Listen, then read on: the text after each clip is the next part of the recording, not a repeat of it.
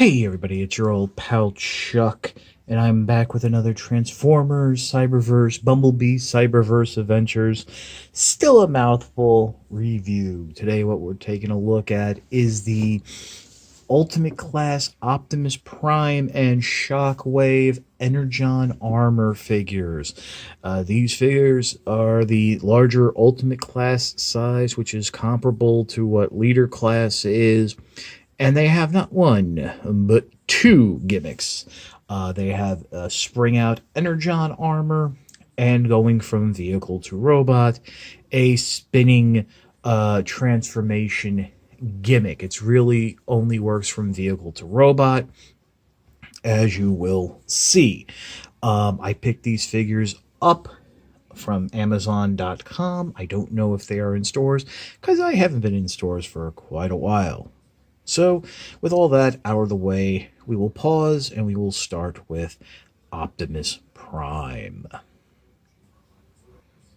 Okay, we're starting off with Optimus in his truck mode. This is the best mode to start with to experience all of the gimmicks. And unfortunately, I feel that between the two, Optimus is the weakest. Everything locks up fairly tight in truck mode except for the forearms. There are little pegs there on one that should be pegging into the other. They sit, but they don't hold. So basically, even though the shoulders are and the arms are generally secured from the front plate here, you do have that section coming off. I don't know if it's just mine, but realistically, I can see why it's like that due to the transformation, which we can get into right now, because besides rolling, there's not much else. The first thing you want to do is you want to come around and flip this section down and around, peg it into place. That will basically form the feet. For those of you wondering, this is not going to be a figure that is a master of articulation. Next, what you want to do is come up front, unpeg this whole front section, and just let it. The red part is on a spring hinge, which will come back and cover up the front wheels to form the chest plate. You then want to flip up the blade part of the axe. And what's going to happen now is I'm going to pull the axe out. That will pull, if you remember the old ripcord type toys that you would zoom a car across, it's the same general principle. The torso will spin, the legs will extend, and the arms will swing out into place.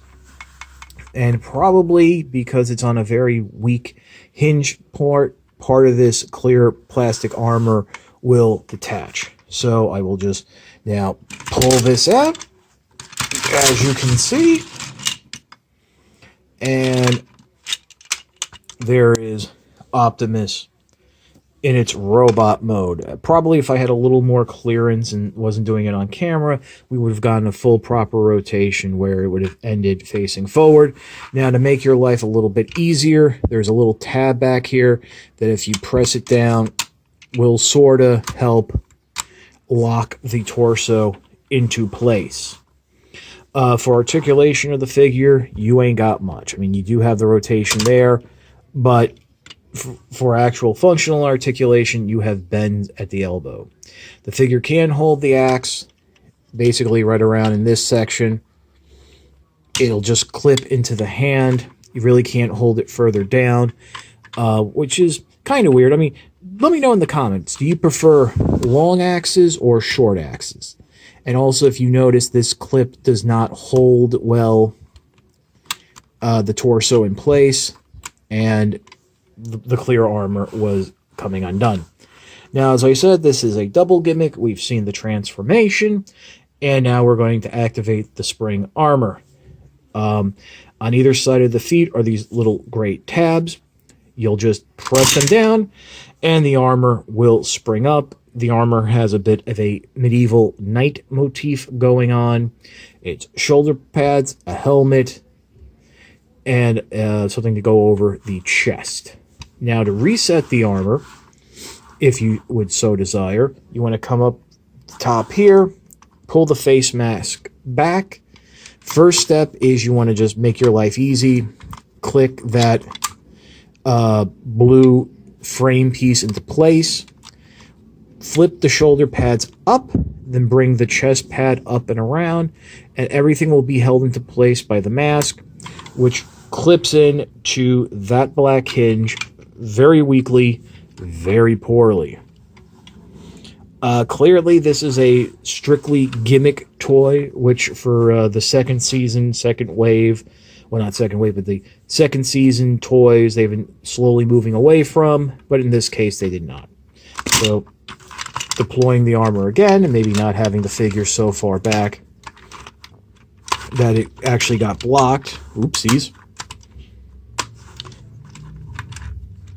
Oh, and this one doesn't even want to...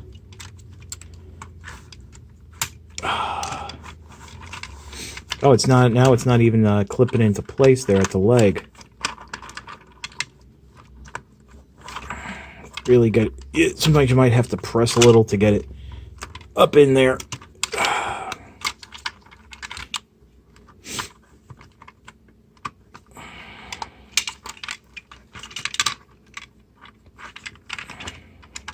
As you can see, I'm trying to pull the tab down, and it's just not going down, huh?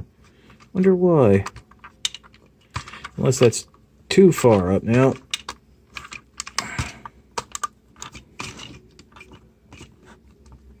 Oh, there we go. So that was that. And, you know, again, springing everything up and around. Just trying to activate the armor one last time. I will leave it. Even though if it does open, as long as that blue frame piece is in place, the armor will spring. You know, unfortunately, like I said, I think this is the weakest of the two. The armor really doesn't hold into place well, which when it's something like a gimmick like this where it has to spring consistently, doesn't work. You're already losing part of the battle. So we'll pause, and we'll come back and take a look at Shockwave. Okay, so here we're taking a look at Shockwave, and while I've said that Shockwave is the better of the two, does not mean that Shockwave is going to really impress or stun you. This is actually probably the worst Shockwave toy in the line, and that's saying, and really, seeing as how almost all the Shockwave toys have actually been pretty good, that's a little disappointing. Once again, it does have its spider tank form, and so with that, there's not even really any rolling around or anything. The arms are articulated a little, but sometimes the hinges here in the shoulder do give out a little more. Plus, you can see a size discrepancy between the back legs and the front legs. Now, for transformation, this is actually going to be more of a springing motion instead of a geared motion like on Optimus Prime. I'm going to remove this back weapon, and I'm hopefully going to be able to do it in one shot. The legs will come up. The calves should swing forward, and then the chest will come down, but the arms will still be up. There is a little post-transformation. Interesting to note that at least on Shockwave, they do give you these little finger holes in the back that you can hold everything in place. That was actually the best I've gotten Shockwave to transform. Everything came in. You might want to have to push these the fronts of the legs over into position. By the way, if you didn't notice on Optimus Prime, same here on Shockwave, the legs are all one solid piece from this position down.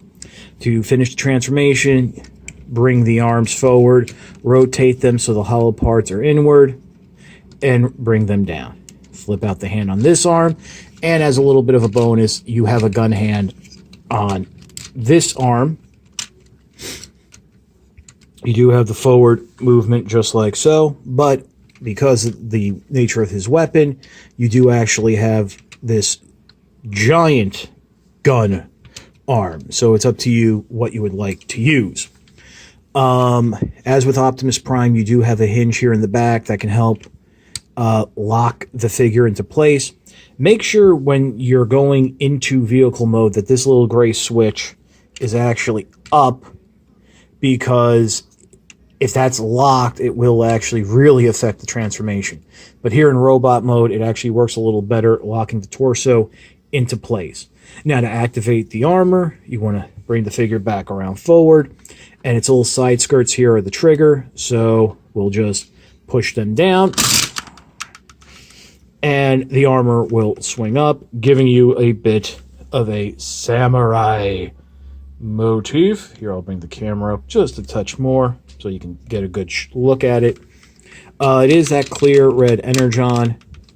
I noticed that depending on how the arms lay, sometimes these shoulder pieces will come down, and also if you're going to rotate the arms forward to at least look like Shockwave shooting something, you will push those shoulder pads out of place, and you'll have to fiddle with some of the plating underneath to get it to sit properly.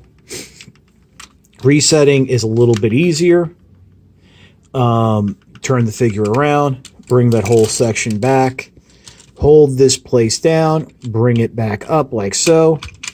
You will have it click into place once, and then bring these shoulder pieces around, and that will click into place a second time, or is supposed to.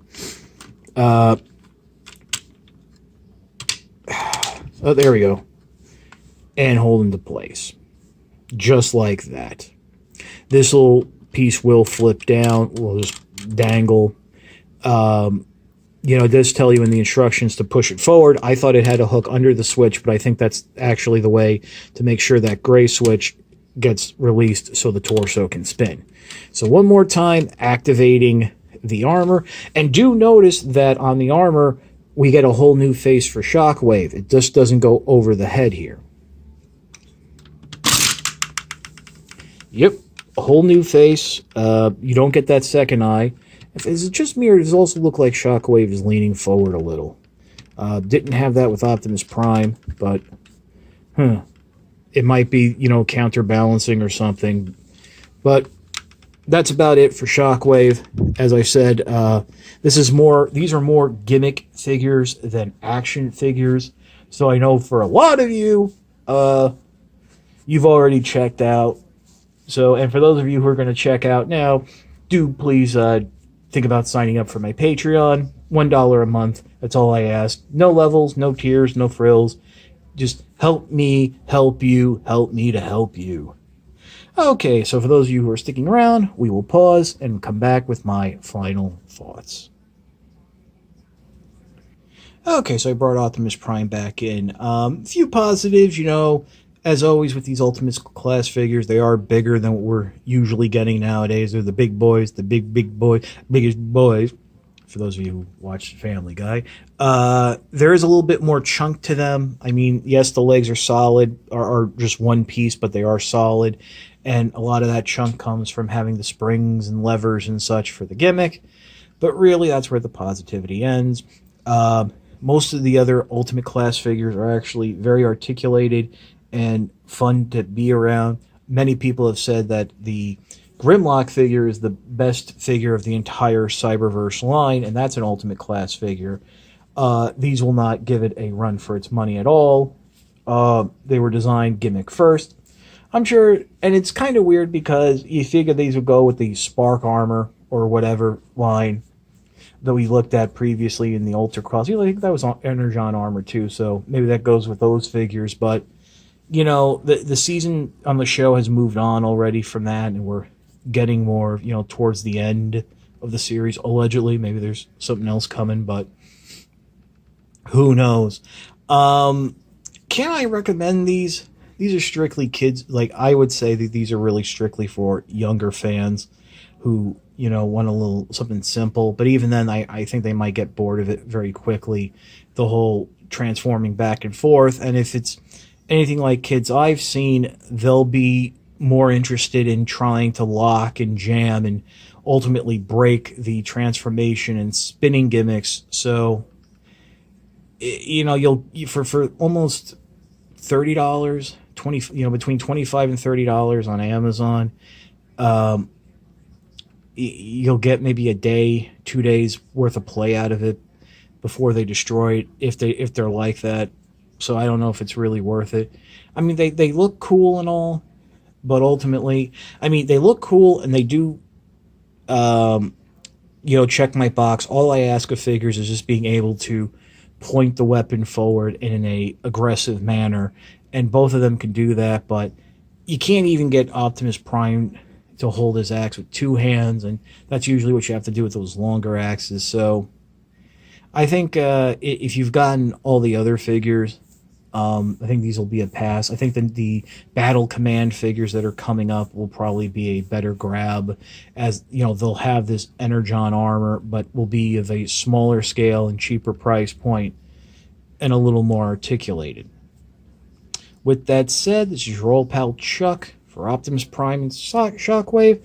Hope you're all staying safe and being well, and we'll see you next time.